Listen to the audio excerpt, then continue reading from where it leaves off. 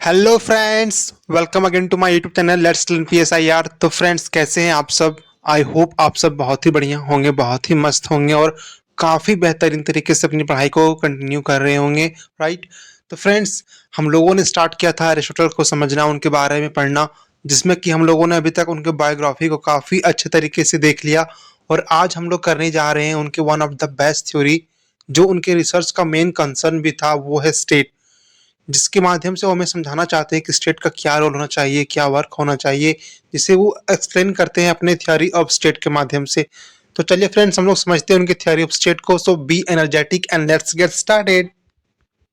तो चलिए friends, start करते हैं हम लोग उनकी थ्योरी ऑफ स्टेट को समझना उनके दिए गए एक प्यारे से कोट के साथ। Man is by nature a political animal. Friends, ये जो कोट देख रहे हैं ये अरिस्टोटल के बुक द पॉलिटिक्स से लिया गया है, और ये स्टेटमेंट जो देख रहे हैं ये द पॉलिटिक्स और बाकी सारे इनके थियरीज का सबसे मेन और सबसे बड़ा स्टेटमेंट है, क्योंकि इनका जो कोर प्रिंसिपल है वो इसी लाइन पे बेस्ड है। इसके माध्यम से अरिस्टोटल हमें ये कहना चाहते हैं कि मतलब हर एक इंडिविजुअल, यहाँ पे जो मैन देख रहे हैं, यहाँ पे मैन का मतलब है इंडिविजुअल। यहाँ पे आप मेल मत सोचिएगा, मतलब आप यहाँ पे जेंडर बाइस्ड होकर के मत सोचिएगा, जेंडर न्यूट्रल होकर के सोचिएगा, ठीक है? मैन कहने का मतलब है हर एक वो इंडिविजुअल जो स्टेट में रह रहा है, वो सारे इंडिविजुअल ही पॉलिटिकल एनिमल है। पॉलिटिकल एनिमल कहने का मतलब क्या है कि हर एक लोग स्टेट का पार्ट है, तो इसीलिए हर एक लोग के अंदर पॉलिटिक्स लाइज करता है, क्योंकि ये नेचुरल है, ठीक है? इसमें किसी को इनबिल्ड नहीं किया जा रहा है, ये नेचुरल है कि उसके अंदर पॉलिटिकल का मतलब पॉलिटिक्स करने का क्षमता होगा, वो एक पॉलिटिकल एनिमल कहलाएगा। और अगर ऐसा कोई क्लेम करता है कि वो पॉलिटिकल एनिमल नहीं है, तो अरिस्टोटल कहते हैं कि वो झूठ बोल रहा है, क्योंकि अगर ऐसा है तो या तो फिर वो सब ह्यूमन है या तो वो सुपर ह्यूमन है। मैन कभी नहीं हो सकता, क्योंकि अगर एक मैन है तो वो एक पॉलिटिकल एनिमल भी होगा। इस चीज़ को हम लोग और डिटेल में समझेंगे इनके आगे वाले पार्ट में। तो चलिए फ्रेंड्स, हम लोग अब आगे बढ़ते हैं और आगे समझते हैं। तो फ्रेंड्स, हम लोगों ने जैसा कि स्टार्ट किया था एरिस्टोटल सीरीज को पढ़ना, तो जिसमें से हम लोगों ने ये पहला पार्ट कंप्लीट कर लिया था, इनका बायोग्राफी ऑफ एरिस्टोटल, ठीक है? आज ये हमारा दूसरा क्लास है थ्योरी ऑफ स्टेट, जिसमें हम लोग इनके सारे थ्योरीज को समझेंगे, स्टेट के रिगार्डिंग इन्होंने क्या क्या कहा था, ठीक है?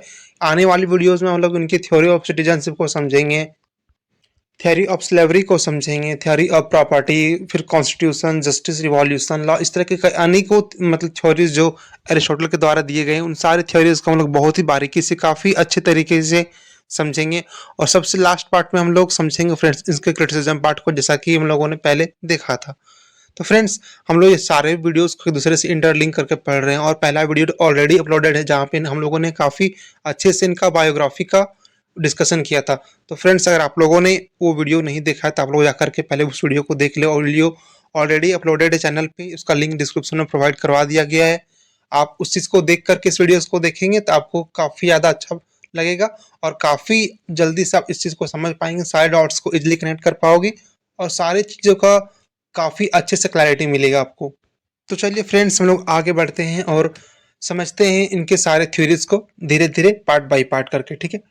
तो फ्रेंड्स, जैसा कि हम लोग जानते हैं कि एरिस्टोटल जो थे आने की अरस्तु, वो किसके शिष्य थे? प्लेटो के शिष्य थे, ठीक है? क्योंकि और जब वो प्लेटो के शिष्य थे, काफ़ी समय तक प्लेटो के साथ बताया था एरिस्टोटल ने, तो स्वाभाविक सा बात है कि उन लोगों के बीच में कुछ ना कुछ सिमिलरिटीज, कुछ ना कुछ डिफरेंसेस तो जरूर होंगे। इसीलिए उन लोगों का थ्योरीज में कुछ ना कुछ मतलब डिफरेंस देखने को मिलता है, ठीक है? उन लोगों के आइडियोलॉजीज में काफ़ी सारा मतलब सेम चीज़ भी होता है, ठीक है? तो चलिए पहले हम लोग उस चीज़ को समझ लेते हैं कि आखिर इन दोनों के बीच में क्या सिमिलरिटीज़ है, क्या डिफरेंसेस है, ठीक है? फ्रेंड्स, प्लेटो को हम लोगों ने ऑलरेडी कवर कर लिया, उनके सारे थियरीज को, और वो चैनल पे ऑलरेडी अपलोडेड है। अगर आप लोगों ने नहीं देखा, जा करके देख लें पहले प्लेटो की वीडियोस को, ताकि आप लोग इजिली कनेक्ट कर पाओ प्लेटो को एरिस्टोटल से। पॉलिटिकल साइंस में फ्रेंड्स क्या होता है कि सारे फिलोसफर को जब तक आप इंटरलिंक करके नहीं पढ़ोगे, तब तक बाकी सारे थ्योरीज को उनके अलग अलग आइडियोलॉजी से कंपेयर नहीं कर पाओगे, ठीक है? तो चलिए फ्रेंड्स, हम लोग भी आगे बढ़ते हैं और पहले इनके सिमिलैरिटीज को समझ लेते हैं कि प्लेटो और एरिस्टोटल के बीच में क्या सिमिलैरिटीज रही थी, ठीक है? तो फ्रेंड्स, जैसा कि हम लोग पहला सिमिलैरिटीज देखते हैं दोनों के बीच में, तो हम लोग को ये दिखता है कि दोनों एक एथेंस में रहने वाले थे, ठीक है? दोनों ने काफ़ी समय तक एथेंस में बिताया था, और इसीलिए वहाँ का एथेंस का जो मतलब वहाँ पे जो सिचुएशन था, वहाँ पे जो कंडीशंस चल रहे थे, ठीक है? वहाँ पर वार का सिचुएशन से बाकी सारे कंडीशंस को लेकर के जो वहाँ पे सिचुएशन चल रहा था, उस चीज़ों से ये दोनों ही वाकिफ थे। दोनों ही वहाँ से अवेयर थे। इसी कारण क्या हो रहा था कि दोनों का जो आइडियोलॉजीज़ था, कहीं न कहीं वो सेम डायरेक्शन में वर्क करेगा कि इस तरह का स्टेट से हम लोगों को कॉप आउट करके एक अच्छा एक वेलफेयर, एक आइडियल स्टेट की ओर जाना है, ठीक है? तो इस तरह का आइडियोलॉजीज़ दोनों के ही मन में था। दूसरा हम लोगों को क्या दिखता है सिमिलैरिटीज़, चूँकि जो प्लेटो का स्कूल था, एरिस्टोटल वहाँ पे सॉरी, जो प्लेटो का स्कूल था, एकेडमी, एरिस्टोटल वहीं पे पढ़े थे, ठीक है? तो नेचुरल सी बात थी कि जब वो प्लेटो से सारा अध्ययन लिए हैं अपना, जब हम लोग पढ़े थे पिछली वीडियोज़ में कि जब वो एकदम अर्ली एज के थे, ऑलमोस्ट 13 एज के थे, 13 ईयर एज के थे, तभी वो एकेडमी में एडमिशन ले लिए थे प्लेटो का। अगर वो उस समय से प्लेटो से पढ़ रहे हैं, तो ऑब्वियस सी बात है कि उनके थ्योरीज़ में भी उनके आइडियोलॉजीज़ का रिफ्लेक्शंस हम लोगों को दिखेगा, ठीक है? तो ये सिमिलैरिटीज़ हम लोग का दिखता है उन दोनों के बीच में। थर्ड सिमिलैरिटीज़ हम लोग क्या देख सकते हैं, तो वो दोनों ही कंसर्न थे किसके लिए? गुड लाइफ के लिए, क्योंकि दोनों का ही जो भी थ्योरीज़ थे मतलब उन लोगों का एंड एंड पॉइंट वही था कि जो इंसान है, हर एक जो इंडिविजुअल है, सोसाइटी, उसका एक गुड लाइफ हो, ठीक है? सबका एक अच्छा जीवन हो। इस चीज़ का कंसर्न दोनों के मन में था, ठीक है? तो ये हम लोगों को दिखता है सिमिलैरिटीज़। चौथा सिमिलैरिटीज़ हम लोग को क्या दिखता है कि rule of reason. Rule of reason कहने का मतलब क्या है? दोनों ही चाहते थे कि स्टेट को रूल वही करे जिसके अंदर रीज़न करने की क्षमता हो, जिसके अंदर काफ़ी ज़्यादा विज़डम भरा हो, ठीक है? क्योंकि बिना विज़डम करने का व्यक्ति, बिना रीज़न करने वाला व्यक्ति कभी भी स्टेट को रूल नहीं कर पाता है। लेकिन यहाँ पे फ्रेंड्स आपको एक डिफरेंस भी देखने को मिलेगा, क्योंकि प्लेटो कहते थे कि वो रीज़न सिर्फ फिलोसोफर किंग के अंदर होता है, जबकि एरिस्टोटल कहते हैं कि नहीं, ऐसा कुछ भी नहीं है। रीज़न चाहिए, मतलब रीज़न ज़रूरी है। ये कोई कंपल्सरी नहीं कि वो फिलोसोफर किंग के अंदर ही होगा, किसी के अंदर भी हो सकता है वो रीज़न, ठीक है? बस रीज़न चाहिए। तो यहाँ पे एक मतलब कॉन्फ्लिक्ट ऑफ इंटरेस्ट देख सकते हैं, लेकिन फिर भी इन लोग का जो गोल है, पॉइंट है, वो रूल ऑफ रीज़न ही है। तो यहाँ से हम लोग को सिमिलैरिटीज़ दिखता है। नेक्स्ट सिमिलैरिटीज़ हम लोग को क्या दिखता है कि ये लोग नेचुरलनेस ऑफ द स्टेट चाहते थे। उसका कहने का मतलब क्या है? दोनों का ही कंसर्न था कि कुछ भी अलग से लीगली इम्पोज़ ना किया जाए स्टेट पे। जो एकदम सोशलिज़्म तरीके से, मतलब सोशलिज़्म के प्रोसेस से इवॉल्व्ड हो रहा है स्टेट में, बारीकी से धीरे-धीरे जो इवॉल्व्ड हो रहा है, वही प्रोसेस चले, ठीक है? कभी भी मतलब कि ऐसा सिचुएशंस ना आए कि इस पे लीगली इम्पोज़ करके एक तरह से मॉडिफ़ाई करके स्टेट को बनाया जाए कि बहुत सारा लीगली इम्पोज़ कर दिया, इस तरह से नहीं होना चाहिए। नेचुरली जो सोशलिज़्म प्रोसेस से इवॉल्व्ड होगा स्टेट में, वही उसका रियल वैल्यू होगा और वैसा ही स्टेट होना चाहिए, एकदम नेचुरल, ठीक है? यहाँ पे हम लोग को दिखता है उनका सिमिलैरिटीज़। नेक्स्ट सिमिलैरिटीज़ हम लोग को दिखता है कि वो दोनों ही स्टेट को प्रॉस्पर बनाना चाहते थे, दोनों ही प्रॉस्पर स्टेट का कामना करते थे, दोनों चाहते थे कि स्टेट में रहने वाला हर एक इंसान मतलब थोड़ा क्रिएटिविटी को ज़्यादा फ़ोकस करे, थोड़ा क्रिएटिविटी को फ़ोकस करेगा तो ज़्यादा उन लोग अच्छा कर पाएगा स्टेट के लिए, और स्टेट में अच्छा करेगा तो क्या होगा? स्टेट प्रॉस्पर होगा, ठीक है? क्योंकि इंडिविजुअल से ही स्टेट बनता है, जैसा कि हम लोगों ने पढ़ा था प्लेटो की सीरीज़ में, ठीक है? State is individual writ large. तो वहाँ पे हम लोगों ने समझा था कैसे इंडिविजुअल स्टेट से इंटरलिंक करता है, ठीक है? तो यहाँ पे इतना हम लोग देखते हैं कि इन दोनों के बीच में काफ़ी ज़्यादा सिमिलैरिटीज़ मिलता है। अब हम लोग ये समझते हैं कि इन दोनों के बीच में डिफरेंसेस क्या-क्या है, ठीक है? क्योंकि सिमिलैरिटीज़ है तो डिफरेंसेस भी होंगे, क्योंकि हम लोग पहले देखे थे कि प्लेटो दैट वर्ल्डनेस का बात करते हैं, कि इंटेलेक्चुअल वर्ल्ड का वो बात करते हैं कि एक है किंगडम ऑफ गॉड जो लाइज करता है ऊपर में, वो काफ़ी अच्छा है और उसका एक वर्स्ट फॉर्म है जिससे वो सेंसिबल वर्ल्ड या मटेरियल वर्ल्ड करके इंट्रोड्यूस करता है, ठीक है? तो और जबकि एरिस्टोटल वो दिस वर्ल्डनेस का बात करते हैं कि जो है यहीं पे है, तो डिफरेंसेस तो है, ठीक है? आइडियोलॉजी में तो हम लोग समझते हैं कि क्या डिफरेंसेस है। तो पहला डिफरेंसेस जो हम लोग को दिखता है फ्रेंड्स, वो क्या है कि प्लेटो एक यूटोपियन थिंकर है, ठीक है? यूटोपियन थिंकर कहने का क्या मतलब हुआ? यूटोपियन के थिंकर कहने का मतलब ये है कि जो प्लेटो थे वो काफ़ी दार्शनिक थे, ठीक है? इसीलिए काफ़ी ज़्यादा इमेजिनेशन पे बेस्ड रहते थे कि मतलब वो सोचते थे कि किंगडम ऑफ गॉड लाइज कर रहा है जहाँ पे इंटेलेक्चुअल वर्ल्ड है, ठीक है? वहाँ पे सब कुछ परफेक्ट है, वहाँ पे मतलब सारा कुछ एकदम एकदम सर्टेन चीज़ है, वहाँ पे कुछ भी अनसर्टेनिटी हो जैसा चीज़ का लाइज मतलब नहीं होता है। इस तरह का वो कहते थे, मतलब इस तरह की बातों में वो डूबे रहते थे, इसीलिए उसे एक यूटोपियन थिंकर बोला जाता है, ठीक है? यूटोपियन वर्ड यूटोपिया से आया, जिसका मतलब होता है काफ़ी ज़्यादा इमेजिनेशन पे बेस्ड हो जाना।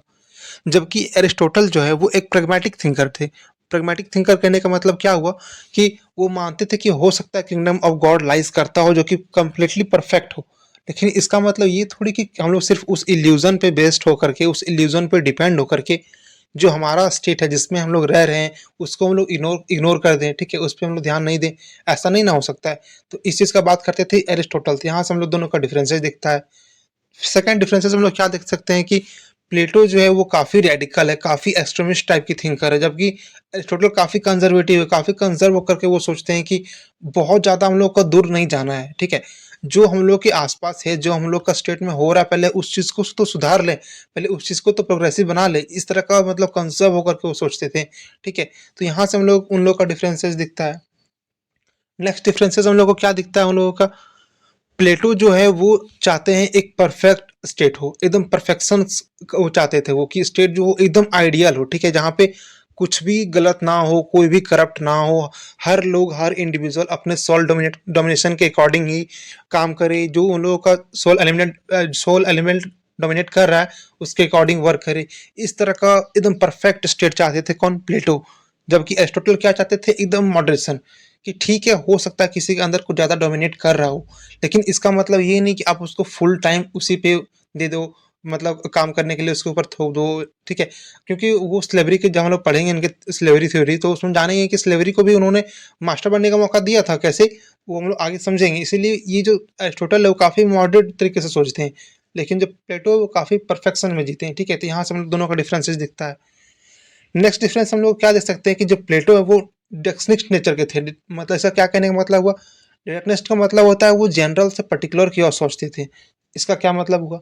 इसका मतलब ये होता है कि मान लीजिए हम लोगों ने कुछ देखा, एक जनरल आइडिया लगाया कि यहाँ पे रहने वाला इंसान इस तरह का होता है, जिसके अंदर इस तरह का मतलब कुछ सिम्टम्स होता है, वो इस क्लास में जाने योग्य रहता है। अगर किसी की इंडिविजुअल के अंदर इस तरह का सिम्टम्स है तो वो रूलर बनने योग्य है। किसी के अंदर अगर इस तरह का सिम्टम्स है वो तो सोल्जर बनने योग्य है। जैसे हम लोग नहीं कहते कि हम लोग मान लिए कि इंडिया में हम लोगों ने कौवा को देखा तो वो काला था, अमेरिका में जाकर देखा तो वहाँ भी कौवा काला था, तो हम लोगों ने एक जनरल परसेप्शन बना लिया कि कौवा काला होता है, ठीक है? उसी तरह अरिस्टोटल प्लेटो यहाँ पे कहते हैं कि वो जनरल से पर्टिकुलर मतलब चल जाते हैं, स्टेट से इंडिविजुअल की ओर जाते हैं कि मतलब एक जनरल परसेप्शन बना लेते हैं, फिर कहते हैं कि सारे लोग ऐसे ही होंगे, पर्टिकुलर सारा पर्टिकुलर ऐसे ही रहेगा, ठीक है? तो वो इस तरह का सोचते थे, डायरेक्टिस्ट के नेचर के थे वो। जबकि जो एरिस्टोटल थे वो इंडक्शनिस्ट नेचर के थे। वो कैसे? क्योंकि ये पर्टिकुलर टू जनरल जाते थे, मतलब ये इंडिविजुअल सी स्टेट की ओर जाते थे, ठीक है? वो कैसे? ये कहते थे कि इंडिविजुअल को देखिए कि वो किस-किस लायक है, वो क्या-क्या काम कर सकता है, और जो काम सारा इंडिविजुअल कर सकता है, उससे आप जनरल परसेप्शन बना लो कि वहाँ का स्टेट क्या करेगा। जैसे इंडिया में क्या मानते हैं कि यहाँ पे सभी लोग डेमोक्रेटिक है, ठीक है? सभी लोग मतलब लिबरल हैं, सभी लोग में इक्वालिटी है, सभी लोग में सेकुलरिज्म का फीलिंग आता है, तो हम लोग जनरल परसेप्शन बनाते हैं कि इंडिया एक डेमोक्रेटिक कंट्री है, ठीक है? वही हम लोग देखते हैं नॉर्थ कोरिया, तो हम लोग देखते हैं कि वहाँ पे जो जिस तरह का सिचुएशन चल रहा है, जो वहाँ का लोगों के पीछे मतलब राइट मिला हुआ है, तो वहाँ से हम लोग क्या एक बनाते हैं जनरल परसेप्शन कि वो एक डिक्टेटरशिप वाला टाइप का मतलब स्टेट है। चाइना एक कम्युनिस्ट स्टेट है, क्यों? क्योंकि हम लोग जनरल परसेप्शन बनाते हैं कि वहाँ का लोगों का सिचुएशन देख करके। तो उसी बात को एरिस्टोटल करते हैं, क्योंकि हम लोगों ने ये भी जाना था पिछले वीडियो में कि Aristotle father of political science बोला जाता है। इसका मतलब है कि वो कहीं न कहीं मतलब प्रैक्टिकल अप्रोच पे चल रहा था, ठीक है? इसीलिए उसे फादर ऑफ पॉलिटिकल साइंस बोला गया है। तो वो एकदम प्रैक्टिकल होकर के सोचते थे। काफ़ी ज़्यादा वो रिसर्च करने के बाद मतलब कि वो किसी भी बात को कहते थे। नेक्स्ट जो उन लोग को इन लोग का डिफरेंस दिखता है, जो हम लोगों ने पहले बात किया कि प्लेटो जो है वो बिलीव करते थे किस पे? दैट वर्ल्डनेस पे, जबकि एरिस्टोटल बिलीव करते थे दिस वर्ल्डनेस पे, ठीक है? प्लेटो कहते थे कि ठीक है, मतलब एरिस्टोटल कहते थे कि ठीक है, मानता हूँ कि वहाँ पे किंगडम ऑफ गॉड होगा जो कि काफ़ी परफेक्ट होगा, उसका एक वर्स्ट फॉर्म है जिसके बारे में बता रहे हैं कि ये सेंसिबल वर्ल्ड है, जहाँ पे चेंजेबल है, यहाँ पे कुछ भी सर्टेन नहीं है, सारा कुछ अनसर्टेन है। ठीक है, मानते हैं होगा, लेकिन इसको क्या हम लोग ऐसे ही छोड़ दें?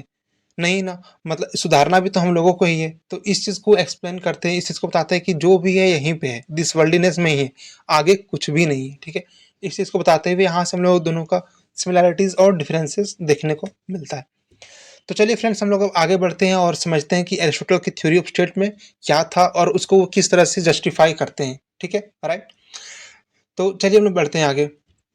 तो वो कहते हैं क्या कि man is by nature a political animal, ठीक है? यहाँ पे एरिस्टोटल क्या कहते हैं कि हर एक इंसान बाय नेचर पॉलिटिकल एनिमल है, क्योंकि अगर ऐसा नहीं है, ठीक है, which means one who can live without state can be either beast means सब वुमेन और good that God that is super woman but he can't be a man. इससे मतलब अरस्तु क्या सुनाना चाहते हैं हमें? वो कहते हैं कि हर एक इंसान जो स्टेट में रह रहा है वो पॉलिटिकल एनिमल होगा, बाय नेचर होगा वो। और अगर ऐसा वो कोई क्लेम करता है कि वो मतलब पॉलिटिकल एनिमल नहीं है, तो आप मान लीजिए कि या तो वो बीस्ट है, जानवर है, सब ह्यूमन है, या तो वो भगवान है, सुपर ह्यूमन है वो, ठीक है, लेकिन इंसान तो कभी हो ही नहीं सकता है। कैसे नहीं हो सकता? जैसे कि मान लीजिए हम लोग स्टेट का पार्ट है, ठीक है, हम लोग स्टेट में रहते हैं, कुछ नहीं तो कम से कम इलेक्शन का जो होता है, इलेक्शन प्रोसेस में पार्टिसिपेट करते हैं, वोट देते हैं, क्रिटिसाइज करते हैं गवर्नमेंट को, ठीक है, उन अगर कुछ अच्छा करता है तो उनका हम लोग तारीफ भी करते हैं, ठीक है, उनको सपोर्ट भी करते हैं, गलत करता है तो उसको हम लोग रोकते भी हैं, क्रिटिसिज्म भी करते हैं उनका, ठीक है। तो हम लोग क्या कर डायरेक्टली इनडायरेक्टली एक पॉलिटिकल ह्यूमन बींग्स का रोल निभा रहे हैं, ठीक है। तो वही एरिस्टोटल कहते हैं कि अगर स्टेट में कोई रह रहा है तो कहीं भी मतलब अनपॉलिटिकल हो ही नहीं सकता। हर एक कोई एक पॉलिटिकल एनिमल है, वो स्टेट का काम में पार्टिसिपेट करेगा ही करेगा, किसी भी हाउ मतलब एनी हाउ वो पार्टिसिपेट करेगा। Got it? तो फिर इसीलिए क्यों अब उसके पीछे का भी आर्गुमेंट क्या देते हैं एरिस्टोटल, क्योंकि वो कहते हैं कि नेचर ने हम लोगों को बनाया ही इस तरीके से कि हम लोग स्टेट के बिना रह नहीं सकते। इंडिविजुअल सेल्फ सफिशिएंट नहीं है। अगर सेल्फ सफिशिएंट नहीं है तो उसे चाहिए वो क्या? उसे एक कम्युनिटी चाहिए होगा, स्टेट चाहिए होगा, ठीक है। और स्टेट चाहिए होगा तो अगर स्टेट उन लोगों पे रूल करेगा, कंट्रोल करेगा थोड़ा बहुत उन लोगों पे, तो ऑब्वियस सी बात है कि उन लोग क्या करेगा, कभी अपोज करेगा, कभी सपोर्ट करेगा, कभी खुद पार्टिसिपेट करेगा। और इतना सब जब प्रोसेस जब खुद करेगा, इंसान इंडिविजुअल करेगा, तो अनपॉलिटिकल कैसे हुआ वो? ठीक है, वो कहीं ना कहीं पॉलिटिकल एनिमल ही हुआ। इसी बात को आर्गुमेंट देते हुए वो इस बात को क्लैरिफाई करते हैं। अब चलिए फ्रेंड्स, हम लोग अब ये समझते हैं कि एरिस्टोटल इस बात को कैसे एक्सप्लेन करते हैं कि एक इंडिविजुअल स्टेट का पार्ट होगा। तो देखिए, वो बताते हैं एरिस्टोटल की हर एक इंसान, हर एक इंडिविजुअल वो क्या है, नेचुरल इंस्टिंक्ट्स है कि वो बायोलॉजिकल प्रोसेस से आया है, ठीक है। बायोलॉजिकल प्रोसेस से आया है तो उसके अंदर बायोलॉजिकल एंटिटीज भी होगा। उसके अंदर एक रेशियल प्रोसेस है। रेशियल प्रोसेस कहने का मतलब क्या, जिस रेस से बिलोंग करता है, ठीक है, जिस मतलब जिस जगह पे उनका जन्म हुआ है, जिस रेस से वो आता है, ठीक है, वहाँ पे क्या होगा कि उन लोगों के बीच में कुछ ना कुछ फीलिंग्स तो आएगा ही। बायोलॉजिकली फीलिंग आएगा, फिजिकली फीलिंग उन लोगों के अंदर आएगा, ठीक है। और इसलिए क्या होगा कि उन लोग अपने आप को मतलब इनकम्प्लीट फील करेगा, सेल्फ सफिशिएंट नहीं होगा कि वो लोग अपनी ज़रूरतों को काफ़ी ज़्यादा पूरा कर सके, सारी ज़रूरतों को पूरा कर सके। तो उन लोग क्या चाहेगा, बायोलॉजिकल है तो चाहेगा कि हमारा कोई फैमिली हो, ठीक है, हमारे साथ कुछ लोग हो, इस तरह का फीलिंग्स उसके अंदर आएगा ही आएगा, ठीक है। कोई भी इंडिविजुअल अकेला नहीं रह पाएगा, सेल्फ सफिशिएंट नहीं है, क्योंकि वो एक बायोलॉजिकल मतलब इंस्टिंक्ट से बना हुआ है, ठीक है, बायोलॉजिकल प्रोसेस से आया है इस पृथ्वी पे। इसीलिए ये रियलिटी है कि वो कभी भी अकेला नहीं रह सकता है। इसीलिए वो क्या करेगा, एक फैमिली क्रिएट करेगा। फैमिली उसके लिए एक रियलिटी होगा, ठीक है, जहाँ उसको कुछ सपोर्ट मिलेगा। लेकिन क्या, फिर एस्ट्रोलॉजर कहते हैं क्या, लेकिन फैमिली वो सेल्फ सफिशिएंट होगा? नहीं होगा, ठीक है। फैमिली भी event can't fulfil all needs, क्योंकि इसके पीछे का आर्गुमेंट क्या देते हैं कि अगर एक फैमिली बनेगा, हमारा परिवार होता है तो हम क्या करते हैं, हम चाहते हैं कि अपना फैमिली को और प्रॉस्पर बनाएं, काफ़ी अच्छा खासा प्रॉपर्टी दें, ठीक है, काफ़ी अच्छा मतलब उन लोगों का लाइफ दें, काफ़ी अच्छा उन लोगों को एंटरटेन करें, काफ़ी प्रॉस्पर उन लोग का लाइफ बनाएं, ठीक है। तो इस तरह का फीलिंग्स हम लोग के अंदर आता है। तो वही कहते हैं, अगर फैमिली होगा तो ये इंडिविजुअल के लिए रियलिटी होगा, लेकिन क्या ये वहीं पे कंप्लीट होगा, सेल्फ सफिशिएंट होगा? बिल्कुल नहीं होगा। तो क्या कहते हैं कि यहाँ पे उन लोग को प्रॉपर्टी का जरूरत पड़ेगा, कुछ बाकी सारे मटेरियल्स पोजेशंस करने का मतलब नीड आएगा। तो ये भी कम, फैमिली भी अपने आप में कंप्लीट नहीं है, सेल्फ सफिशिएंट नहीं है। इसीलिए फिर क्या करेगा इंडिविजुअल, वो बनाएगा क्या, विलेज का फॉर्मेशन करेगा, जहाँ पे कुछ बहुत सारे फैमिलीज मिलकर के क्या करेंगे, एक विलेज का फॉर्मेशन करेंगे, ताकि रिसोर्सेज का आपस में कुछ ऐसा मतलब कांटेक्ट करे, सोशल कांटेक्ट करे कि सारे रिसोर्सेज का साथ में मिल करके यूज करेगा, ठीक है। फिर इसके पीछे आर्गुमेंट देते हैं एरिस्टोटल, वो कहते हैं क्या कि मान लीजिए इंडिविजुअल ने विलेज का फॉर्मेशन कर लिया, लेकिन क्या वो सेल्फ सफिशिएंट होगा? वो अपना जरूरतों को पूरा कर पाएगा एक विलेज? नहीं कर पाएगा, ठीक है। क्यों? इसके पीछे का रीजन देते हैं, क्योंकि अगर एक विलेज बन जाएगा तो वहाँ पे कोई मास्टर मतलब कोई काफी ज्यादा रीजन करेगा, मतलब किसी के अंदर रीजन डोमिनेट करेगा तो वो मतलब मास्टर बन जाएगा। अब मास्टर दिन भर किस स्टेट के काम में बिजी रहेगा तो उसको अपना दास भी तो चाहिए जो उसका हेल्प कर सके, तो उसको स्लेव भी चाहिए। अगर वो इतना काम कर रहा तो चाहेगा कि ज्यादा से ज्यादा मटेरियल पोजिशंस भी करे, तो उसका और नीड बढ़ेगा। और नीड बढ़ेगा तो क्या वो सेल्फ सफिशिएंट होगा कि इतना लोग मिल करके पूरा कर पाए? नहीं कर पाएगा। तो इसके पीछे का आर्गुमेंट फिर से देते हैं एरिस्टोटल। वो कहते हैं क्या कि फिर क्या करेगा कि वो सारे विलेजेस आपस में सोशल कॉन्ट्रैक्ट करके क्या बनाएंगे, एक स्टेट का फॉर्मेशन करेंगे, ठीक है। हम लोग आज भी देख सकते हैं, मतलब आज के कंटेक्स्ट में भी हम लोग समझ सकते हैं कि आज भी हम लोग देखते हैं क्या स्टेट से ऊपर कोई बन पाया है? क्या नहीं बन पाया है। हम लोग स्टेट को एक नेशन स्टेट का नाम देते हैं। इंडिया क्या है, एक नेशन स्टेट है। बाकी सारे कंट्रीज क्या है, एक नेशन स्टेट है, ठीक है, लेकिन है तो स्टेट ही ना। आज भी मतलब हायरार्की के सबसे टॉप मोस्ट पे कौन रह रहा है? स्टेट रह रहा है। तो एरिस्टोटल ये बात आज से कई साल पहले एंशिएंट टाइम में ही कह गए थे कि जो हाईएस्ट हायरार्की में टॉप में रहेगा वो स्टेट रहेगा, स्टेट से ऊपर कोई नहीं हो सकता है। और वो स्टेट का रोल क्या बताते हैं, वो कहते हैं कि वो एक गोल्डन मीन प्रिंसिपल पे चलेगा। ठीक है, गोल्डन मीन प्रिंसिपल कहने का क्या मतलब हुआ? उनका इससे तात्पर्य यह है कि गोल्डन मीन आने के मध्यम मार्ग, ठीक है, बीच का रास्ता वो चुनेगा। ठीक है, कि क्या करना है क्या नहीं करना है। Getting it? कहने का मतलब क्या हुआ? स्टेट को भी ऐसा एक्सट्रीम पोजीशन नहीं चुनेगा जो काफी वर्चूज पे हो, ठीक है, जो नॉलेज का एकदम हायरार्की वाला टॉप पे लेवल पे चल रहा हो उस वैल्यूज पे, या उस वैल्यूज के सबसे नीचे आने का वाइसेस जो निहायत ही घटिया का टाइप का वाइसेस हो, उस बात पे चल रहा हो। बल्कि ये गोल्डन मीन चुने, मध्यम मार्ग चुने। जिस तरह का बुद्धा का था, बुद्धिज्म फिलोसफी में हम लोग पढ़ते हैं मध्यम मार्ग, महावीर बुद्ध का। तो वहां से हम लोग देखते हैं कि मध्यम मार्ग का ये फिलोसफी अपनाते हैं। एरिस्टोटल कहते हैं कि जिसे वो गोल्डन मीन का नाम देते हैं कि हम लोगों को गोल्डन मीन फॉलो करना है, कहाँ पे? स्टेट में अप्लाई करना है। और वहां से हम लोग को एकदम बीच का रास्ता चुन करके स्मूथली स्टेट को रन करना है। इस तरह से वो मतलब डिस्क्राइब करते हैं अपने थ्योरी ऑफ स्टेट को। Got it? तो चलिए फ्रेंड्स, हम लोग आगे बढ़ते हैं और हम लोग अब ये समझते हैं कि वो कहते हैं कि स्टेट ही मतलब सबसे ऊपर है, state is highest of all associations, और ये नेचुरल है। वो ये भी कहते हैं कि स्टेट जो है वो सारे एसोसिएशंस का हेड क्यों होगा, मतलब वो इंडिविजुअल, फैमिली, विलेज, ये सारे एसोसिएशंस का वो हाईएस्ट फॉर्म क्यों होगा स्टेट, और ये नेचुरल क्यों है, इसको जस्टिफाई करते हैं वो कुछ पॉइंट से। तो चलिए पहले हम लोग उस पॉइंट्स को समझते हैं। तो फ्रेंड्स, इसके पीछे का आर्गुमेंट देते हैं एरिस्टोटल। वो कहते हैं कि सिर्फ स्टेट ही है जो सारे इंडिविजुअल का मतलब कि उसका जो ज़रूरत है उसको फुलफिल कर सकता है, क्योंकि स्टेट के अंदर वो सारे रिसोर्सेज होते हैं जो एक इंडिविजुअल को चाहिए होता है, उसकी ज़रूरत को पूरा कर सकता है। इसीलिए स्टेट सेल्फ सफिशिएंट एंटिटी है। और अगर वो सेल्फ सफिशिएंट है तो ऑब्वियस सी बात है, क्योंकि वो सारे इंसान का ज़रूरत को काफ़ी अच्छे तरीके से पूरा कर सकता है। ठीक है, नेक्स्ट पॉइंट मतलब क्या दिखा देखते हैं हम लोग इस पॉइंट में। तो वो कहते हैं क्या कि जो स्टेट है वो अल्टीमेट इंस्टीट्यूशन, अल्टीमेट कहने का मतलब क्या है कि वो सबसे ऊपर का इंस्टीट्यूशन है। ठीक है, उससे आगे और कोई नहीं हो सकता है। और अगर उससे कोई आगे नहीं हो सकता है, इसका मतलब है कि अगर वो हाईएस्ट फॉर्म पे है तो उसके अंदर ऐसा कुछ ना कुछ होगा जिससे कि वो सारे लोगों को कंट्रोल कर सकता है। तो इस तरह का आर्गुमेंट देते हैं। फिर आगे हम लोग जो देखते हैं तो वो क्या कहते हैं कि स्टेट मतलब पहला कंडीशन है किसी भी इंसान के अंदर, मतलब किसी भी जगह पे गुड लाइफ का क्रिएशन करने का। इसीलिए पहले स्टेट होगा तब गुड लाइफ होगा। ठीक है, तभी गुड लाइफ होने का मतलब संभावना हो सकता है। इस चीज को आर्गुमेंट देते हैं इस बात में। फिर वो कहते हैं क्या कि जो स्टेट है वो हाईएस्ट फॉर्म होगा पॉलिटिकल यूनियन का। ठीक है, आप मतलब फैमिली लेवल पे बनाओगे पॉलिटिकल यूनियन तो वो टूट जाएगा, कोई मानेगा कोई नहीं मानेगा। विलेज लेवल पे बनाओगे तो मान लीजिए कभी ऐसा कॉन्फ्लिक्ट ऑफ इंटरेस्ट हो गया कि सारे विलेज में ही ये सब प्रॉब्लम क्रिएट हो गया, क्लैशेस होने लगा, सिविल वार स्टार्ट हो गया। ठीक है, इसीलिए कहते हैं कम्युनिटी लेवल पे भी मतलब पॉसिबल नहीं हो सकता ये। लेकिन जब स्टेट में सारे लोग मिल करके एक सोशल कॉन्ट्रैक्ट करेंगे, वहां पे जो पॉलिटिकल यूनियन बनेगा ना, वो सबसे हाईएस्ट फॉर्म का होगा। उसको ना कोई ब्रेक करने के बारे में सोचेगा और ना ही उसको कोई मतलब गिराने के बारे में सोचेगा, सबको उस पर पार्टिसिपेट करेगा।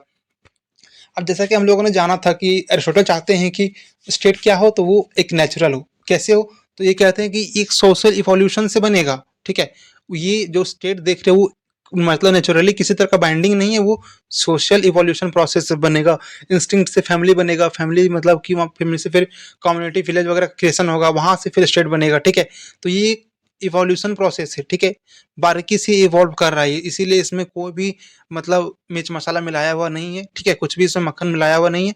जो नेचुरल प्रोसेस से ग्रोन अप हुआ है स्टेट, इंडिविजुअल से लेकर स्टेट तक का प्रोसेस, ये सारा कुछ नेचुरल है। ठीक है, फिर इसके पीछे का वो आर्गुमेंट देते हैं क्योंकि ये जो सारा हम लोग का जो बेसिक वांट्स होता है ना किसी भी सिटीजन का या किसी भी इंडिविजुअल में स्टेट का रहने वाला, उनका जो सेटिस्फेक्शन का जो फ्रेमवर्क है, जो सेटिस्फेक्शन उन लोग को चाहिए होता है सेटिस्फाई करने के लिए, वो फ्रेमवर्क आपको सिर्फ स्टेट ही प्रोवाइड करवा सकता है। ठीक है, और कोई नहीं दे सकता है इस चीज़ का, मतलब उस सारी चीज़ों का जो मतलब टॉप मोस्ट प्रायोरिटी पे उसका जो रहता है वो स्टेट के पास ही होता है। ठीक है, फिर वो क्या कहते हैं कि हर एक जो इंसान है, ठीक है, उसके अंदर जो खुद का जो सेंस होता है, ह्यूमन सेंस होता है, वो यूनिक होता है। ठीक है, यूनिक होने का मतलब क्या होता है कि हर एक अंदर के इंसान कुछ यूनिक चीज़ें होते हैं जो वो करना चाहता है, ठीक है? अगर आप उस चीज़ को रियलाइज़ कर लो, ठीक है?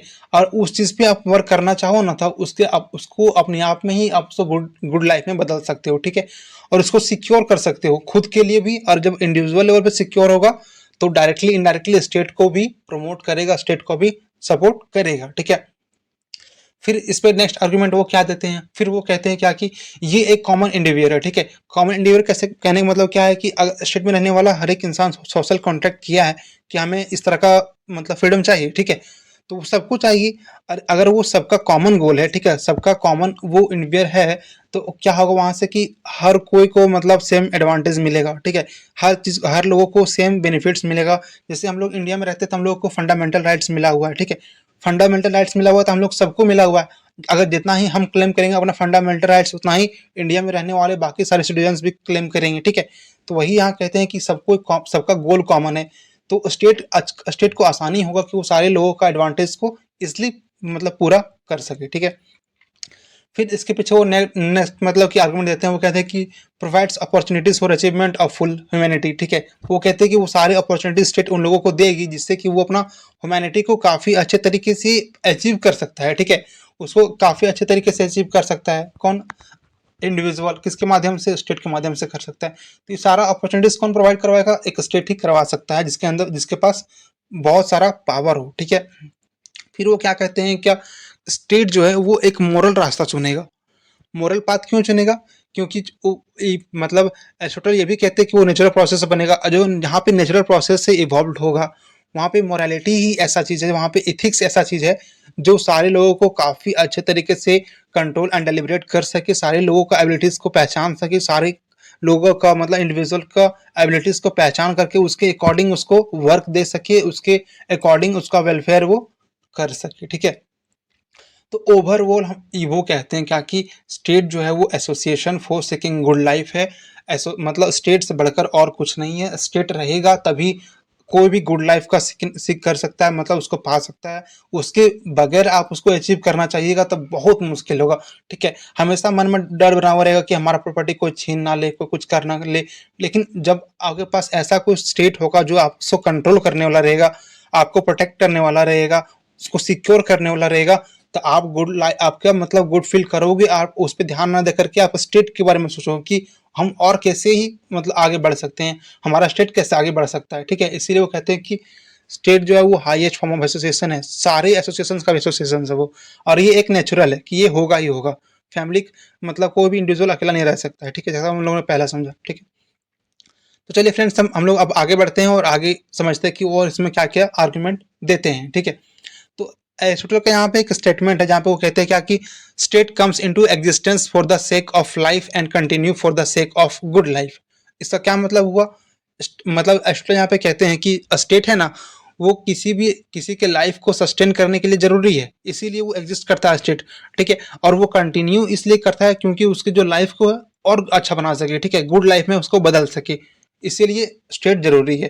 पहला किसके लिए? उसका लाइफ को सस्टेन कर सके, दूसरा उसके गुड लाइफ को प्रमोट कर सके। इस चीज के लिए क्या जरूरी है? स्टेट जरूरी है, ठीक है? अब चलिए फ्रेंड्स, हम लोग अब ये समझते हैं कि state is prior to man का क्या मतलब है, ठीक है? एक्चुअली फ्रेंड्स, ये जो आप देख रहे हैं state is prior to man, ये मतलब ज़्यादातर उसके लिए इम्पॉर्टेंट है जो मतलब यूपीएससी का प्रिपरेशन करते हैं, आईएएस का, और उसमें उसका optional political science and international relation है, पीएसआईआर है। तब ये उनके एग्जाम में काफ़ी ज़्यादा वर्क करता है क्योंकि ये क्वेश्चंस डायरेक्टली डायरेक्टली हर बार पूछ दिया जाता है, ठीक है? काफ़ी सारे स्टेट पीसीएस में जहाँ पे पॉलिटिकल साइंस ऑनर्स रहने का ऑप्शन है, वहाँ पे भी ये क्वेश्चंस काफ़ी फ्लुएंटली पूछ दिया जाता है, ठीक है? ग्रेजुएशन के एग्जाम में इसका थोड़ा सा इंपॉर्टेंस कम हो जाता है, लेकिन इसको अगर आप डायरेक्टली इनडायरेक्टली कोट करते हो इनके स्टेट थ्योरी में, तो it will definitely fetch you more marks, ठीक है? तो चलिए फ्रेंड्स, हम लोग अब आगे बढ़ते हैं और समझते हैं। Got it? तो देखिए इसके पीछे का आर्गुमेंट क्या देते हैं अरिस्टोटल। वो कहते हैं क्या कि अगर हम हिस्टोरिकली समझना चाहें तो वो कहते हैं क्या कि मैन कम बिफोर स्टेट, ठीक है? पहले मानव आया बाद में स्टेट आया, ऐसा हिस्टोरिकली मानना है, ठीक है? अगर हम लोग हिस्टोरिकली मतलब बिलीव लेकर के चले तो हम लोग ये कहेंगे कि पहले इंसान आया तब स्टेट बना, ठीक है? लेकिन मतलब अरिस्टोटल इसके पीछे का आर्ग्यूमेंट देते हुए और लॉजिक से वो क्या कहते हैं कि नहीं, state is prior to man है, ठीक है? जो इसका हम लोग स्टेटमेंट पढ़े कि पहले स्टेट आया तब मैन आया। आप बोलोगे कि ये कैसे पॉसिबल है, क्योंकि कहीं ना कहीं मैन से ही इंडिविजुअल से स्टेट बनता है। तो इस चीज़ को वो जस्टिफाई करते हैं, मतलब काफ़ी अच्छे अच्छे आर्गूमेंट दे करके। पहला आर्गूमेंट उसका क्या बनता है, तो वो कहते हैं कि भाई ठीक है, हम मानते हैं कि इंडिविजुअल से स्टेट बनता है, लेकिन क्या तब तक जब तक स्टेट का फॉर्मेशन नहीं हुआ था तब तक इंडिविजुअल का लाइफ कोई मतलब वर्थ रखता था, एकदम वर्थलेस था, ठीक है। एकदम इनह्यूमन टाइप का बिहेवियर था उन लोगों का कोई मतलब सभ्यता उन लोगों के अंदर नहीं थी, मतलब सब असभ्य लोग रहते थे। कभी भी कोई किसके साथ लड़ रहा है, कभी कोई किसके साथ मतलब मार कर रहा है, कभी मतलब किसी भी बीच का मतलब सिक्योरिटी नहीं है, एकदम पूरा इनसिक्योरिटी फैला हुआ है। इस तरह का लाइफ को आप लाइफ बोलोगे? नहीं बोलोगे। लाइफ कब आया? जब स्टेट बन गया। स्टेट बनने के बाद सबको सोशल कॉन्टैक्ट किया, सोशल कॉन्टैक्ट किया तो सबको एक रिलीफ मिला कि हमारा जो प्रॉपर्टी वो सिक्योर रहेगा, हम लोगों को प्रॉस्पर बनाएगा स्टेट, ठीक है। तो उसके बाद मैन का लाइफ जो वर्थ हुआ, ठीक है, वहां से उन लोगों का थोड़ा वर्दनेस स्टार्ट हुआ मैन का कि नहीं, हम लोग का लाइफ का भी कुछ वर्थ है। उससे पहले सारा उन लोग का लाइफ वर्थलेस था। इस आर्ग्यूमेंट को देते हुए वो मतलब जस्टिफाई करते हैं कि state is prior to man. पहले स्टेट आया, बाद में इंसान आया। उससे पहले इंसान नहीं था, उससे पहले एकदम वर्थलेस इंसान था जिसका कोई वैल्यू नहीं है, एकदम इनसिक्योर है, ठीक है, एकदम अनसर्टेन है। कब क्या होगा उन लोग को खुद को भी नहीं पता होता है, ठीक है। दूसरा आर्गुमेंट इसके पीछे क्या देते हैं, तो वो कहते हैं कि जितने भी ह्यूमन बींग्स है, ठीक है, उनके अंदर इनेट डिजायर होता है, मतलब उनके पास मतलब जन्म जात से ही मतलब उनके अंदर कुछ डिजायर्स होता है, ठीक है, कुछ करने का, कुछ पाने का, ठीक है। रेशियल इंटिक्स होता है किस चीज़ का, तो रिलेशनशिप होता है मास्टर या स्लेव के बीच में। मतलब बताते हैं देकर के एग्जाम्पल, वो कहते हैं कि जैसे मास्टर और स्लेव का बीच का जो एग्जाम्पल है वो रिक्वायर्ड है, ठीक है, वो होगा ही होगा। आप कितना भी चाह ले, हर कोई एक बराबर नहीं हो सकता। कोई मास्टर बनेगा तो कोई स्लेव बनेगा, ठीक है, ये उन लोग का डिजायर है। मास्टर का डिजायर होगा कि उसके पास कोई स्लेव हो, स्लेव के पास कोई डिजायर होगा कि उसको कंट्रोल करने के लिए मास्टर हो। हर एक मैन है उसको डिजायर होगा कि उसके पास कोई फीमेल हो, ठीक है, कोई ओमेन हो। कोई फीमेल के पास डिजायर होगा कि उसके पास मैन हो। क्यों? क्योंकि वो एक बायोलॉजिकल प्रोसेस आया है, वो रेशियल इंटिक्ट से आया है, ठीक है। इसीलिए इस तरह का उन लोग के पास डिजायर होगा। इस तरह का डिजायर कौन फुलफिल करेगा? स्टेट करेगा। क्या इससे पहले स्टेट कर पा रहा था? जिस टाइम स्टेट नहीं था उस टाइम इंडिविजुअल सारा फुलफिल कर पा रहा था? ये नहीं कर पा रहा था। इसीलिए कहते हैं कि भाई साहब, स्टेट पहले बाद में मैन, ठीक है, state is prior to man है। इस बात को वो कह करके मतलब इस तरह का आर्गुमेंट दे करके वो आगे बढ़ जाते हैं, ठीक है। फिर वो नेक्स्ट आर्गुमेंट क्या देते हैं, कहते हैं क्या कि जब इस तरह का सारा प्रोसेस मिलेगा, मतलब मास्टर स्लेव के साथ मिलेगा, मेल फीमेल के साथ मिलेगा, तो इससे क्या होगा कि वो फॉर्मेशन करेगा। क्या? किसका फॉर्मेशन करेगा? फैमिली का फॉर्मेशन करेगा वो, ठीक है। यहाँ से जन्म किसका होगा? फैमिली का जन्म होगा। तो इस तरीके से वो आर्गुमेंट देते हैं। फिर वो कहते क्या है कि जब फैमिली का फॉर्मेशन हो जाएगा तो उससे क्या होगा कि फिर नया रिलेशनशिप बनेगा, ठीक है। सबको मतलब इंटरडिपेंडेंस हो जाएगा एक दूसरे के ऊपर। सारे एक मतलब हमारा फैमिलीज है, वो हमारा पड़ोसी का फैमिलीज पे कुछ कुछ चीज़ों पर डिपेंड रहेगा। हम लोग उससे कुछ हेल्प लेंगे, वो हमसे हेल्प लेगा। तो वहाँ से क्या करेंगे हम लोग, एक सोसाइटी बना लेंगे, एक कम्युनिटी क्रिएट कर लेंगे कि 8-10 फैमिली जो इस हम लोग सोसाइटी में रह रहे हैं, ठीक है, ये हम लोग का अपना सोसाइटी होगा। यहाँ पे हम लोग एक दूसरे के लिए कमिटेड होंगे, ठीक है। हमको जब ज़रूरत पड़ेगा तब आप हमारा हेल्प कीजिएगा, आपको जब ज़रूरत होगा तब आपको हम हेल्प करेंगे, ठीक है। इस तरह का जब कॉन्ट्रैक्ट बन जाता है तो उसी को वो कहते हैं क्या कि वहाँ से वो किसका फॉर्म लेगा, कहाँ उसका रिजल्ट क्या होगा फैमिली का, कि वो लोग खुद का कम्युनिटी बनाएगा, विलेज बनाएगा, सोसाइटी बनाएगा, ठीक है। इस तरह का आर्ग्यूमेंट वो देते हैं कि बोलते हैं कि state is prior to man है, ठीक है। यहाँ सबसे प्रोसेस गुजर करके जब स्टेट आ रहा है तब इस तरह का प्रोसेस स्टार्ट हो रहा है। फिर वो क्या कहते हैं, कहते हैं कि स्टेट ही ना, स्टेट तो मतलब ये तो सोशल इवोल्यूशन से बन रहा है, और जो पॉलिटिकल यूनियन का जो हाईएस्ट फॉर्म है वो स्टेट है, ठीक है। उससे पहले कहाँ कोई पॉलिटिकल यूनियन हो रहा था? अगर हो रहा था तो फिर इतना इनसिक्योरिटी क्यों था, इतना अनसर्टेनिटी क्यों था, ठीक है। तो इस तरह का आर्गूमेंट देकर के वो कहते हैं कि पहले स्टेट आया, बाद में मैन आया, ठीक है। मैन आने का मतलब ये नहीं कि वो एग्जिस्ट नहीं कर रहा था, एग्जिस्ट नहीं कर रहा था कहने का मतलब है कि वो वर्थलेस था।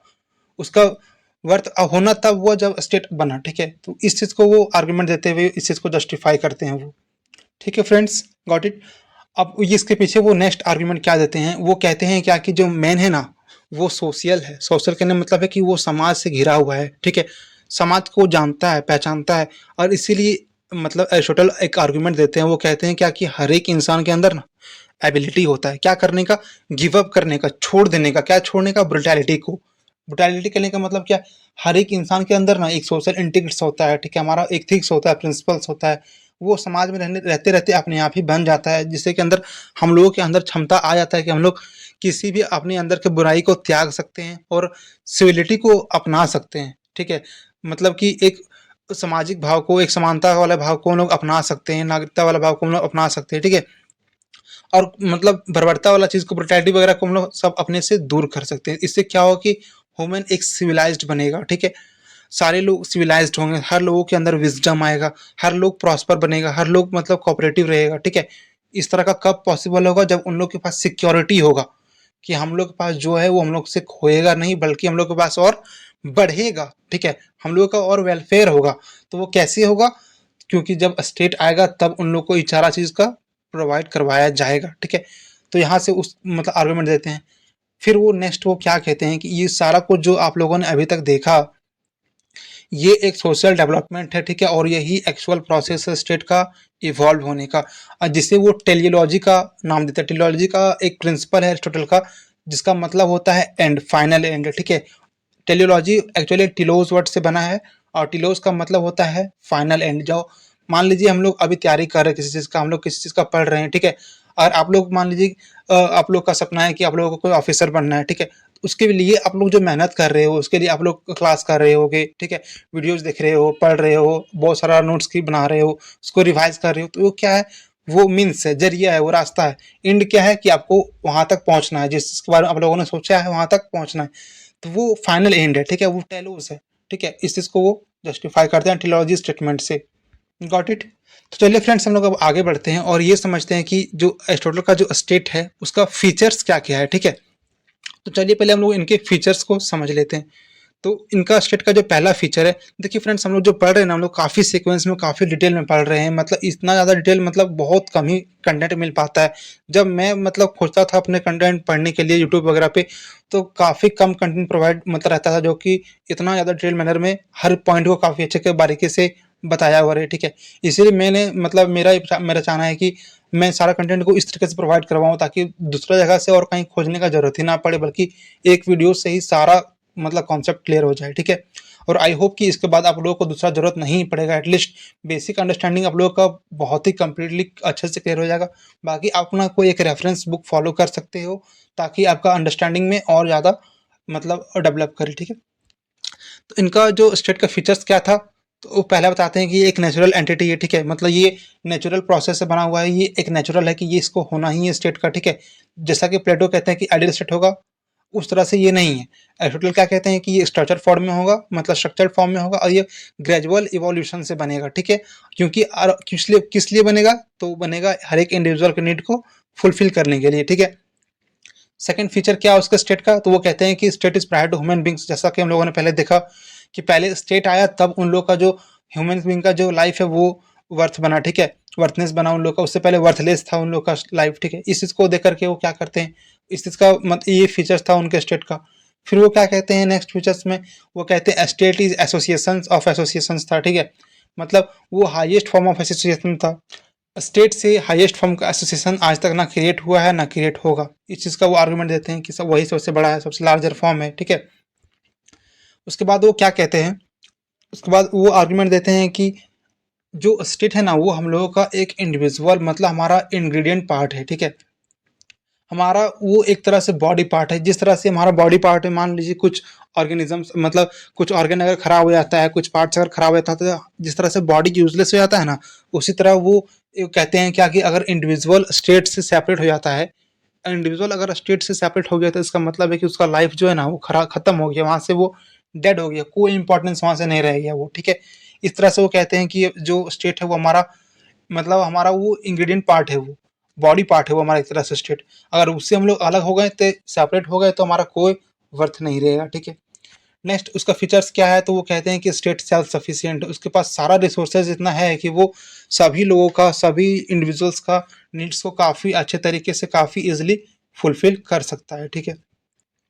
फिर वो क्या कहते हैं, उनका जो नेक्स्ट आर्गुमेंट है, मतलब उनका जो नेक्स्ट फीचर है स्टेट का, तो उससे हम लोगों को दिखता है, झलकता है ऐसा कि वो स्टेट में मतलब यूनिटी इन डाइवर्सिटी चाहते थे, ठीक है? उसको स्टैब्लिश करना चाहते थे। जैसा कि हम लोग इंडिया में एग्जांपल देते हैं, कहते हैं कि हमारा इंडिया जो है, हमारा जो भारत जो है, वो यूनिटी इन डाइवर्सिटी है। यहाँ पे मतलब विविधताओं में भी समानता का देखा जाता है, ये प्रतीक माना जाता है। उसी तरह वो कहते हैं कि हर एक इंडिविजुअल के इंसान बहुत सारा सोल प्रॉपर्टी डोमिनेट करता है, हर एक लोग अलग अलग तरीके का होता है, लेकिन अगर एक सोशल कॉन्ट्रैक्ट रहेगा, स्टेट रहेगा, तो क्या करेगा कि वो सबको यूनिटी मतलब यूनाइट करके रहेगा, ठीक है। भले कितना भी डाइवर्स क्यों ना रहे स्टेट में, लेकिन सबको क्या करेगा, स्टेट यूनाइट करके रहेगा, ठीक है।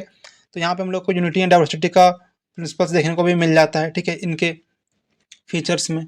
फिर वो क्या कहते हैं, मतलब फिर वहाँ से हम लोग को दिखता है इनका नेक्स्ट फीचर्स दिखता है क्या कि इनका जो स्टेट है ना वो रूल ऑफ लॉ पे बेस्ड है, ठीक है। रूल ऑफ लॉ पे कैसे बेस्ड है, तो वो कहते हैं क्या कि स्टेट के पास कुछ पावर दिया जाएगा जो सभी लोगों के द्वारा मिलकर बनाया जाएगा, ठीक है। वो कलेक्टिव विजडम का रिजल्ट होगा। कलेक्टिव विजडम का रिजल्ट कैसे होगा कि जो जो जिस लोगों के अंदर रीजन होगा ना, उस तरह का, जिसके अंदर रीजन करने की क्षमता होगा, उस तरह का कई लोग रीजन करने वाले क्षमता वाले लोग मिल करके क्या होगा कि लॉ बनाएगा। और जब उतना रीजन मिल करके जब लॉ बनेगा तो क्या होगा कि स्टेट काफी प्रॉस्पर बनेगा और वहां पे रूल होगा लॉ का, लेकिन काफी अच्छे तरीके से होगा। अब हम लोग समझते हैं कि ये चीज जो है वो प्लेटो के आर्गुमेंट से कैसे डिफर करता है। तो प्लेटो क्या कहते थे कि वो जो रूल करेगा, रूल जो बनाएगा, वो फिलोसोफर ही होगा, क्योंकि उनका मानना था कि ये रीजन करने का जो क्षमता है वो सिर्फ फिलोसोफर किंग के अंदर ही डोमिनेट कर सकता है। जबकि जो एरिस्टोटल का जो फीचर है वो कहते हैं कि ऐसा नहीं है, ऐसा कोई कंपलसरी नहीं है, वो किसी के अंदर भी हो सकता है। फिलोसोफर किंग सर्कल कंपलसरी नहीं कि सिर्फ उसके अंदर ही होगा, किसी के अंदर भी रीजन डोमिनेट कर रहा है। अगर वो मान लीजिए पहले कोई स्लेव था, उसके अंदर रीजन करने की क्षमता आ गया मास्टर के साथ रहने का, तो उस वो भी आगे चल करके मतलब पार्टिसिपेट कर सकता है पॉलिटिक्स में, और वो भी मतलब लॉ बनाने में हेल्प करेगा, ठीक है। चलिए फ्रेंड्स, हम लोग अब आगे बढ़ते हैं और समझते हैं इनके कुछ क्रिटिकल इवैल्यूएशन को, ठीक है, कि आखिर इनका मतलब किस तरीके से क्रिटिसाइज थोड़ा बहुत होता है, ठीक है। तो देखिए अभी तक जो है ना, मतलब कि जो जो एरिस्टोटल का जो थ्योरीज है उनका क्रिटिसिज्म बहुत हाईएस्ट लेवल पे हम लोगों को देखने को नहीं मिलता है, ठीक है। और जो थोड़ा वो जो आर्गुमेंट है ना, वो बाकी सारे पॉलिटिकल स्कॉलर्स के बीच में एक डिबेट का टॉपिक है, ठीक है। ये कंफर्म नहीं हो पाया अभी तक कि ये सही है या गलत है, क्योंकि मतलब अरिस्टोटल जिस टाइम जितने बारीकी से जिस तरीके से उन्होंने फिलॉसफी दिया है इस चीज़ का, वो पॉसिबल ही नहीं हुआ था कि आज से पहले कोई इस तरह का फिलॉसफी कोई दे सके, ठीक है। इसलिए ये कहना बिल्कुल ही गलत होगा कि उनका कुछ क्रिटिज्म बनता है, लेकिन निकालने वाले स्कॉलर्स निकाल ही लेते हैं, ठीक है। तो हम लोग मतलब देखिए इसमें ना कुछ मतलब कंफर्म नहीं कि वो सही है या गलत है, ठीक है। हम लोग बस उसके व्यूज पॉइंट को देखते हैं, ठीक है। तो हम लोग चलिए समझते हैं कि ऐसा क्या उन लोग का व्यूज था। तो जो आइडियलिस्ट थिंकर है ना, जो आइडियलिस्ट स्कॉलर्स है, वो उनका कहना है क्या कि जो स्टेट है वो नेसेसरी है और सोर्स ऑफ वर्च्यू है, ठीक है। उनका कहना क्या है कि जो स्टेट है वो जरूरत है, ठीक है। स्टेट हमारा नेसेसिटी है, उनको चाहिए ही चाहिए, क्योंकि वो सोर्स ऑफ वर्च्यू है। वर्च्यू कहने का मतलब क्या हुआ कि नॉलेज का जो हाईएस्ट फॉर्म है हायरार्की में, वो वर्च्यू है, ठीक है। तो वहीं से हम लोगों को नॉलेज मिलता है, इसीलिए स्टेट का होना जरूरी है। लेकिन जो लिबरल है, ठीक है, जो लिबरल थिंकर्स है, लिबरल स्कॉलर्स है, वो कहते हैं क्या कि स्टेट एक नेसेसरी इविल है। नेसेसरी इविल कहने का मतलब क्या हुआ, जरूरत तो है, ठीक है, मतलब बहुत ही स्टेट बहुत खराब चीज है लेकिन जरूरत भी है। कैसे, मान लीजिए हमारे पास न्यूक्लियर बॉम्ब है, ठीक है। न्यूक्लियर बॉम्ब तो वैसे मतलब बहुत बर्बादी का एक घर है, एक तरह से बोल सकते हैं, बहुत ही खराब चीज़ है वो। लेकिन मान लीजिए को अदर स्टेट हम लोग, अदर कंट्री हम लोग के ऊपर अटैक करने के लिए आ जाए, तो हम लोग को जरूरत भी तो है डिफेंस करने के लिए, चाहिए भी तो क्या हुआ, हमारा जरूरत है वो। इसीलिए वो कहते हैं क्या कि मानते हैं कि काफ़ी ज़्यादा बुराई है स्टेट में, लेकिन वो जरूरी भी है। इस तरह का आर्गुमेंट कौन देते हैं, लिबरल थिंकर देते हैं। फिर जो एनार्किस्ट हैं, जो एनार्किस्ट स्कॉलर्स हैं, वो क्या कहते हैं कि स्टेट अननेसेसरी वाले, मतलब फालतू तो है ही, अननेसेसरी भी है, मतलब कोई जरूरत भी नहीं है, फालतू भी है, झूठ मूठ का आप स्टेट बना रहे हो। इस तरह का आर्गुमेंट कौन देता है, एनार्किस्ट थिंकर देते हैं, ठीक है। इस तरह की कई सारे थिंकर जो अपने अपने पॉइंट ऑफ व्यू रखते हैं, क्योंकि देखिए पॉलिटिकल साइंस या किसी भी तरह का फिलोसफिकल डिबेट में ना कोई भी फाइनल आंसर नहीं हो सकता, कभी भी नहीं। हमारा कुछ पॉइंट ऑफ व्यू होगा, आपका कुछ पॉइंट ऑफ व्यू होगा, किसी तीसरे का कुछ तीसरा पॉइंट ऑफ व्यू हो सकता है। यहाँ पे व्यूज चेंज होगा, फाइनल रिजल्ट या फाइनल आंसर्स किसी को भी आज तक नहीं मिला है, ठीक है। तो चलिए फ्रेंड्स, हम लोग कंक्लूड करते हैं इस टॉपिक को भी और इस सीरीज को भी, मतलब अपने इस डिस्कशंस को भी। तो देखिए हम लोग कहते हैं ना कि आप कितना भी कुछ कर लीजिए, कितना भी कुछ मतलब बोल लीजिए उनके खिलाफ, उनके सपोर्ट में, लेकिन आप उनको एग्जैक्टली तो नकार नहीं सकते हैं, क्योंकि जितना इंपॉर्टेंस उनका लॉजिक का रहा है, जितना इंपॉर्टेंस उनकी थ्योरी का रहा है, जिस तरीके से उन्होंने इतना रिसर्च करके स्टेट को मतलब स्टेट के बारे में बताया है, वो छोटी मोटी बात नहीं है, ठीक है। उन्होंने अगर इतना डीप में इस चीज़ को बताया है, तो कहीं ना कहीं इसके पीछे का कुछ रीज़न रहा होगा, ठीक है। क्योंकि स्टेट मतलब एरिस्टोटल पहले ही ऐसे थिंकर रहे हैं, पहले ही ऐसे स्कॉलर रहे हैं जो कि इंसान का गुड लाइफ को कैसे होगा इस चीज़ को काफ़ी अच्छे तरीके से डिज़ाइन किया था सोसाइटी के माध्यम से, स्टेट के माध्यम से, और वो स्टेट आज भी प्रिवेल कर रहा है। उसी स्टेट को हम लोग आज भी फॉलो कर रहे हैं कि स्टेट के पास सारा पावर होगा, ठीक है? और स्टेट के पास कुछ क्राइटेरिया होंगे जिसके बेस पे वो वर्क करेगा, उस डोमेन के अंदर वो काम करेगा। उसके पास जो लिमिटेशन है उसके बियॉन्ड वो मतलब नहीं जाएगा, ठीक है? और उससे क्या होता है कि हम लोगों के मन में सिक्योरिटी रहता है। हम लोग के मन में आज कोई डर है कि हम लोग को आकर के कोई मतलब हमारा कोई राइट्स छीन लेगा, ठीक है? नहीं कर सकता है, क्योंकि हम लोग के पास सोशल कॉन्ट्रैक्ट किया हुआ है, ठीक है? कि हम लोग के पास, स्टेट के पास हम लोग के पास अधिकार है। अगर हम लोग से छीनेगा तो हम लोग स्टेट से अपना अधिकार मांगेंगे, हम लोग के पास हक है, ठीक है? तो ये कब होगा? जब स्टेट बनेगा, ठीक है? तो इस तरह का जो मतलब होता है ना कि मतलब सबका एक सोशल कॉन्ट्रैक्ट के द्वारा बनाया हुआ स्टेट, ये लॉजिक उस समय एरिस्टोटल दिए थे जब काफ़ी ज़्यादा वार का सिचुएशन चल रहा था। पेलोपोनेशियन जैसा वार हुआ था उस टाइम। वैसे सिचुएशन से गुजर करके मतलब काफ़ी सारे दार्शनिक राजाओं से, सुकरात से, प्लेटो से, इस तरह का मतलब टीचर्स से अध्ययन करने के बाद, वो इतना सारा रिसर्च करने के बाद अगर वो इस तरह का आर्गुमेंट दे रहा है, इसका मतलब कहीं न कहीं वो रेलेवेंस रखता है। इसलिए अब कभी भी उसको नकार तो ख़ैर नहीं ही सकते हो। ठीक है friends? I hope you got it till now, anything, everything, ठीक है? सारा कुछ आप लोगों को काफ़ी अच्छे तरीके से, सारा कुछ आपको अच्छी तरीके से, बारीकी से समझ में आ गया हो, ठीक है? आई होप फ्रेंड्स आप लोगों को वीडियो काफ़ी अच्छा लगा हो, काफ़ी पसंद आया हो और बहुत कुछ आप लोगों को सीखने को मिला हो। तो फ्रेंड्स अगर आप लोग वीडियो से जरूर कुछ भी सीखा हो तो वीडियो को एक लाइक ज़रूर करें और अपने फ्रेंड्स के साथ भी शेयर करें, ताकि उन लोगों को भी कुछ सीखने को मिले, वो लोग भी काफ़ी अच्छे तरीके से इसको जान सकते हैं। और जैसे-जैसे आप लोग शेयर करते हैं, हमारा भी मोटिवेशन बढ़ता है, ठीक है? तो फ्रेंड्स आई होप आप लोगों को वीडियो काफ़ी पसंद आया हो। वीडियो को एक ज़रूर लाइक करें, अपने फ्रेंड्स के साथ शेयर करें और अगर आप इस चैनल पे नए हैं तो चैनल को सब्सक्राइब करके ही जाएँ और बेल आइकन प्रेस करना बिल्कुल ना भूलें, ताकि आने वाले सारे वीडियोज़ आप तक सबसे पहले पहुँचे, ठीक है? मिलते हैं नेक्स्ट वीडियोज़ में, तब तक के लिए जय हिंद, थैंक यू।